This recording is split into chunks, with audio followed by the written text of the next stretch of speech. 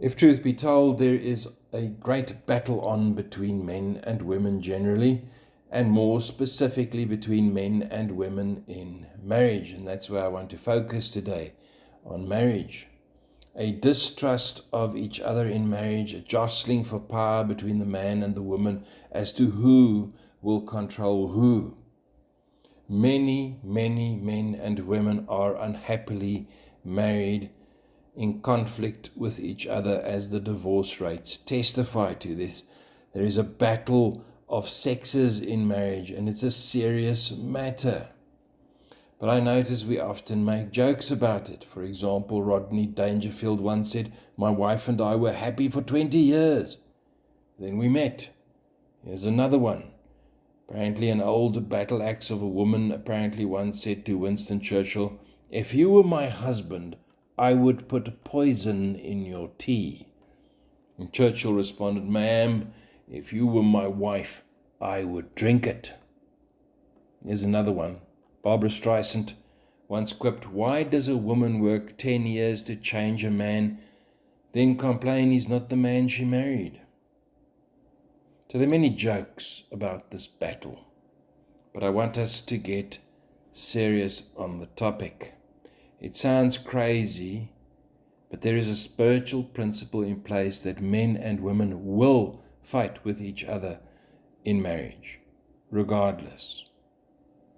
In other words, when you marry a man or a woman, the conflict is ready-made. It is a fait accompli. It comes to you like a law of nature, like gravity. If you drop the ball, it falls. If you get married, you draw upon yourself conflict. It's a law of nature, a spiritual law. And most of us get the fright of our lives because we did not know this. And we think it's just us, but it's much bigger than just us alone.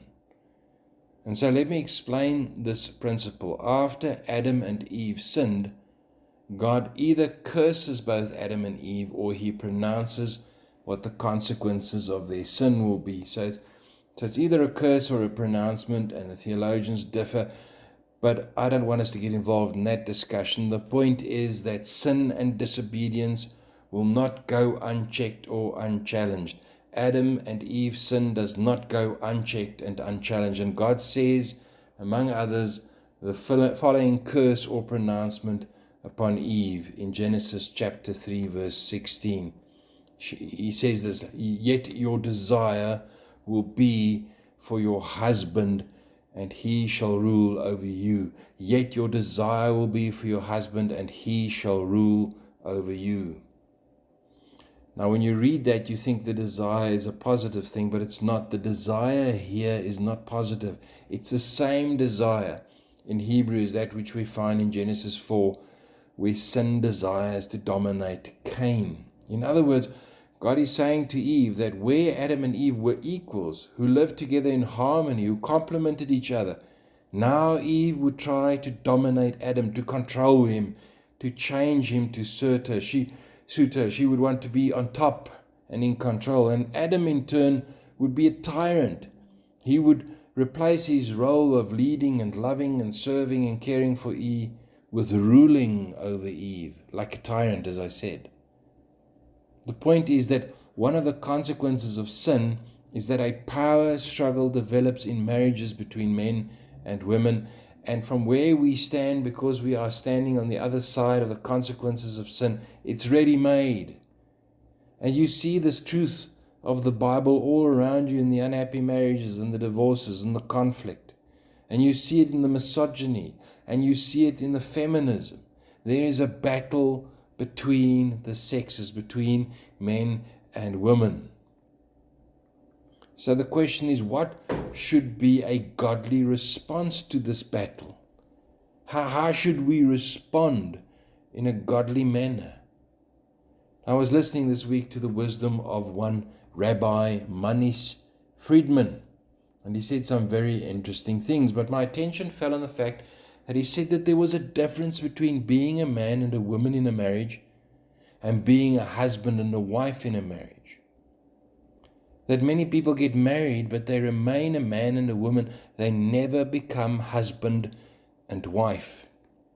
And that's important to notice and to understand, because the battle of Genesis chapter 3 verse 16, the curse, the consequence of the sin, that battle, that struggle lies between men and women, between Adam and Eve, but it does not lie between a true husband and a true wife.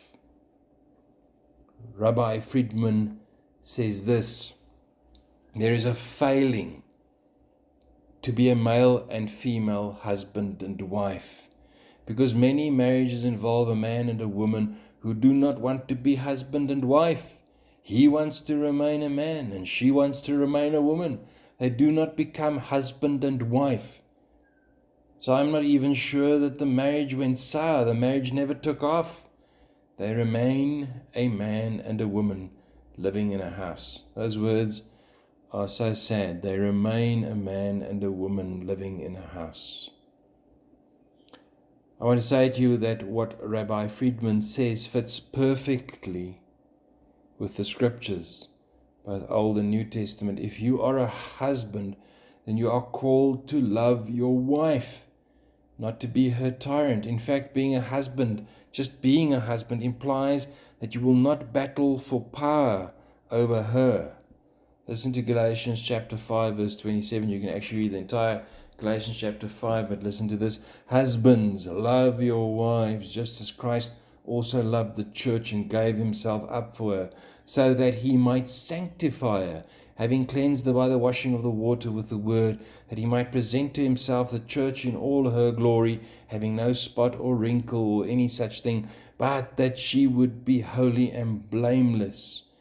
If you're a husband, you love your wife like Christ loved the church and loves the church, and you give yourself up for her. You give yourself up. How can you be a tyrant over your wife if you serve her as Jesus does the church in love? And so just simply being a husband means that you've given up on the power play that is part of the curse. Just recently I dealt with a man who treats his wife as a second-rate person because she does not earn any money. He earns the money, she doesn't.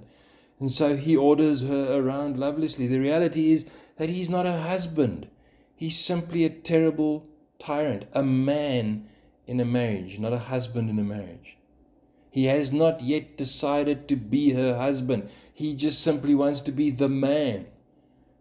Yet she stays with him because she is his wife and because she's decided to do so and because she believes in covenant relationships.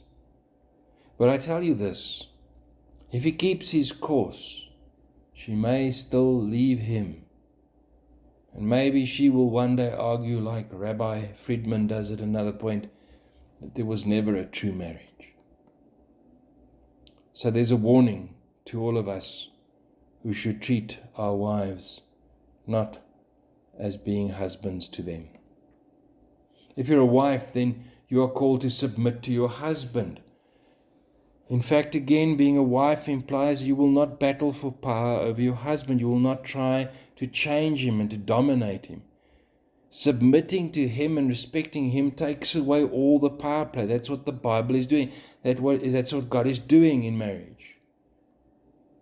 Listen to Galatians chapter 5, verse 22 to 24. Wives, subject yourselves to your husbands as to the Lord.